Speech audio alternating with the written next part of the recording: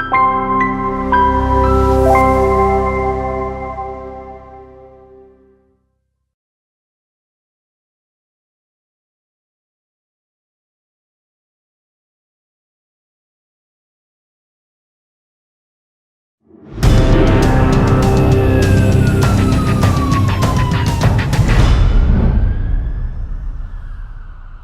was fortunate enough to serve as a fire captain at a fire department in Southern Nevada. And we were in a situation where we'd had a very busy day, a hot Las Vegas summer, over 110 degrees for most of the day. So we were fatigued. We had an exceptionally high call volume that day. And somewhere around 3 o'clock in the morning, we received a call for somebody that had an altered level of consciousness. Had a great crew. 5 of the 6 people that were on this crew were paramedics, and 1 was an EMT intermediate. But I would tell you that, even though we thought that we were pretty dialed in, we thought we were a strong crew, that we communicated well, what ultimately happened is we made an error. And when we entered into the residence, as the fire officer, typical, I would peel off and I would start collecting the medical history from the family members. And while I'm standing at the kitchen counter talking to the husband of this particular patient, I hear the EMT intermediate that is in the room where the patient care is going on say, "Are you sure you want to do that?" And essentially what had happened is this patient was having a stroke, had a symptomatic bradycardia, was pale and diaphoretic, and then taking a shortcut, we put an automatic blood pressure cuff on the patient, and it wasn't actually cycling correctly and gave us an artificial reading. And by the time I could step into the room, I noticed that one of the paramedics was pushing medication. And later, as we started to discover what was wrong with the patient, we found out that we'd made a medication error.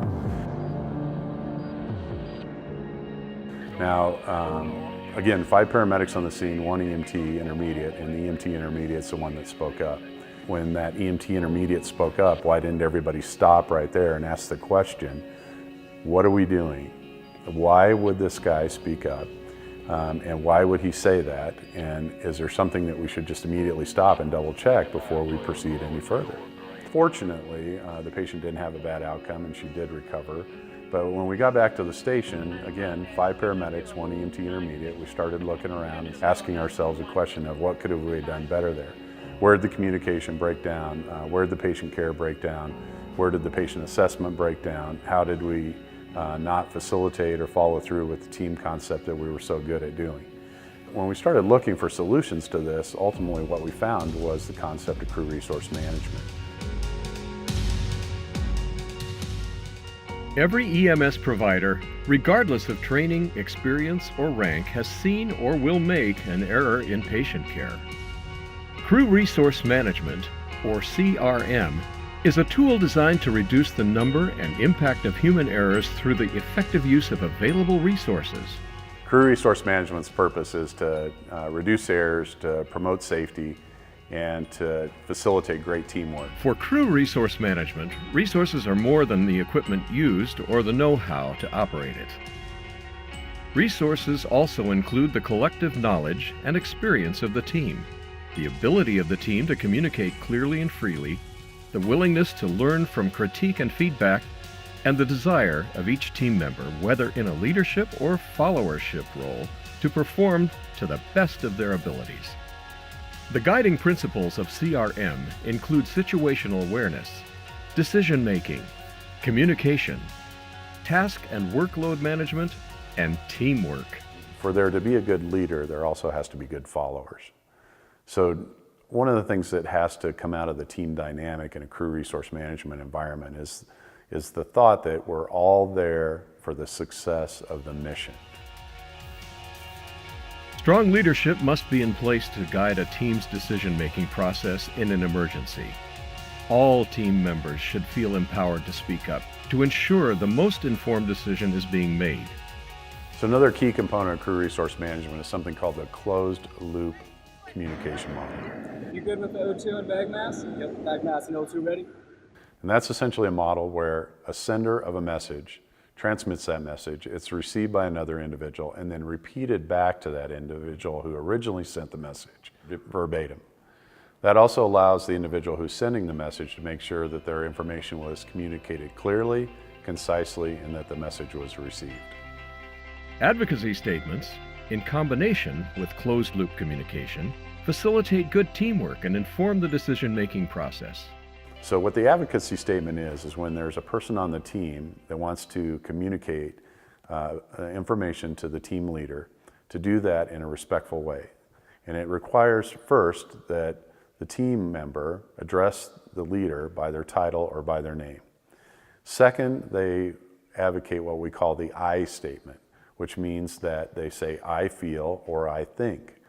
And then from there, it's important to make sure that they offer a solution to what the potential problem is, and then to try to gain either support, or if in fact the support is not there, then follow the leader's decision-making process. Team members should take the time to process the intent of the message and the impact the information could have on the mission. This is especially true of leaders who are not used to being questioned or feel that their leadership abilities are being doubted. It's absolutely critical that the team leader initially process the idea of, I should be curious about this statement and not angry about the statement. Advocacy statements should be used regardless of hierarchy by all team members. So one of the misconceptions that EMS has about the principles of crew resource management is that it's a challenge to the hierarchy. And in fact, it is no way a challenge to the hierarchy. It's a way for a team leader to garner good followership and focus on the success of the mission. Being open to communication and practicing good communication techniques help a crew maintain situational awareness, another key CRM principle. As part of a team of EMS providers, your situation is always changing. Continually pay attention to your surroundings, share what you see, and give updates on how your patient is doing. This allows the team to evaluate its options and make the best decisions. Many of these situations are high risk, low frequency, and they require constant feedback to make good decisions, and they also require constant feedback to make sure that the crew is safe in the operating environment that they're in.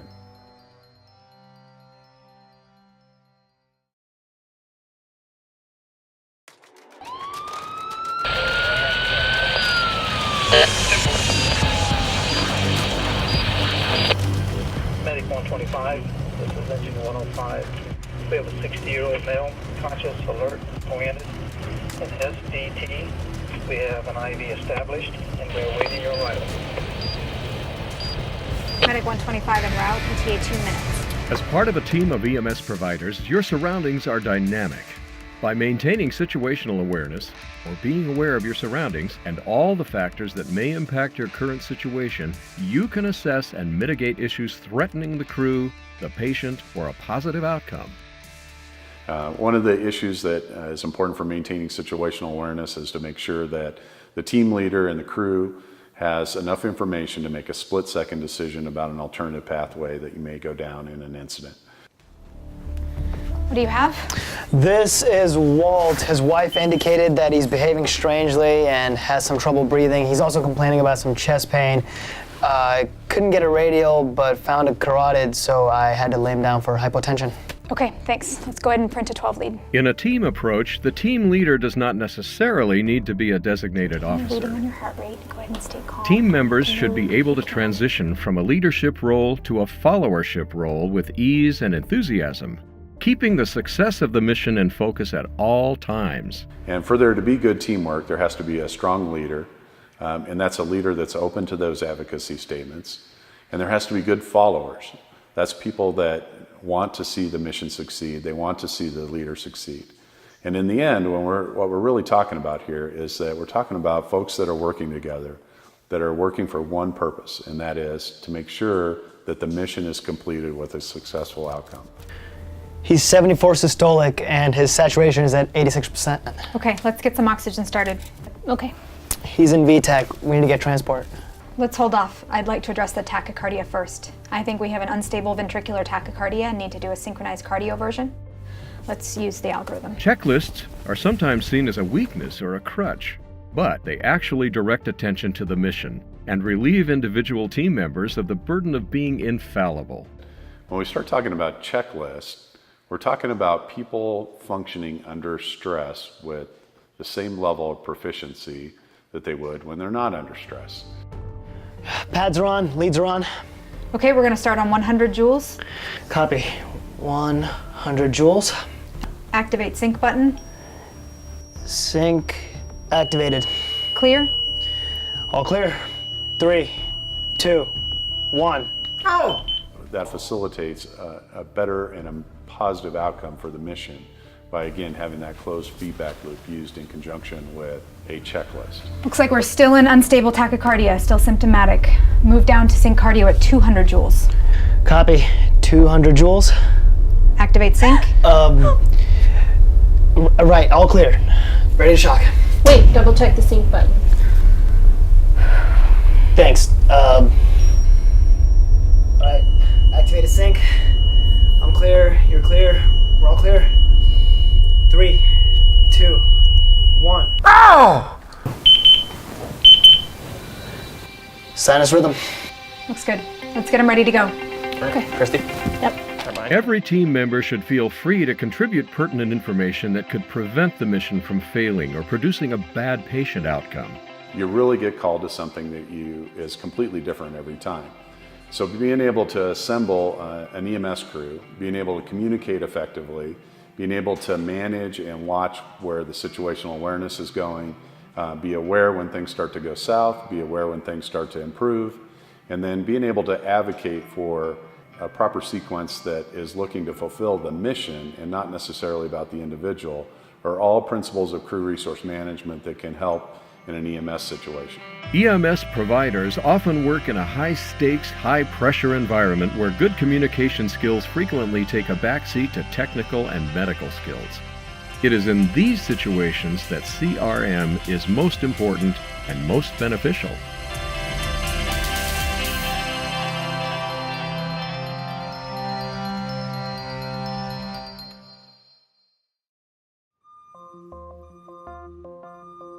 By using the communication tools of crew resource management, EMS teams continually raise their level of patient care, safety, and operational effectiveness. Great outcome, but man, that was stressful. Usually they're not awake when you do that. We only have a very short window to act in those situations. I'm glad we did it. Yeah, good call not to transport, and good thing Christy called me on the resyncing.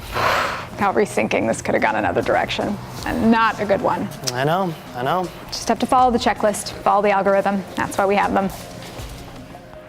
A post-incident critique can help to reinforce CRM skills. After the mission is over, the leader calls the team members together and asks just a couple of questions.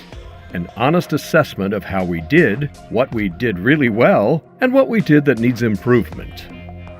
One of the major values of conducting a post-incident analysis is that, one, it helps build loyalty on the crew.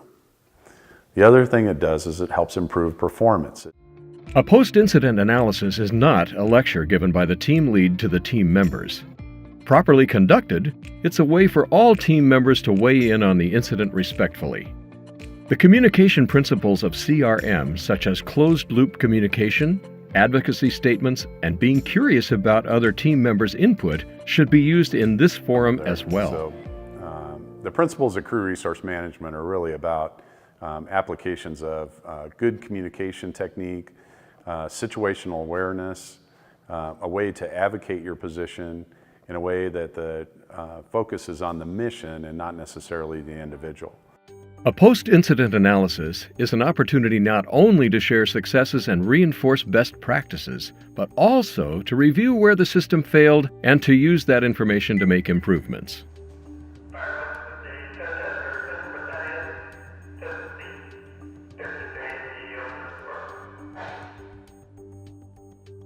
Crew resource management ensures that all team members experience a safe environment in which to identify human errors and suggest ways to mitigate or eliminate them.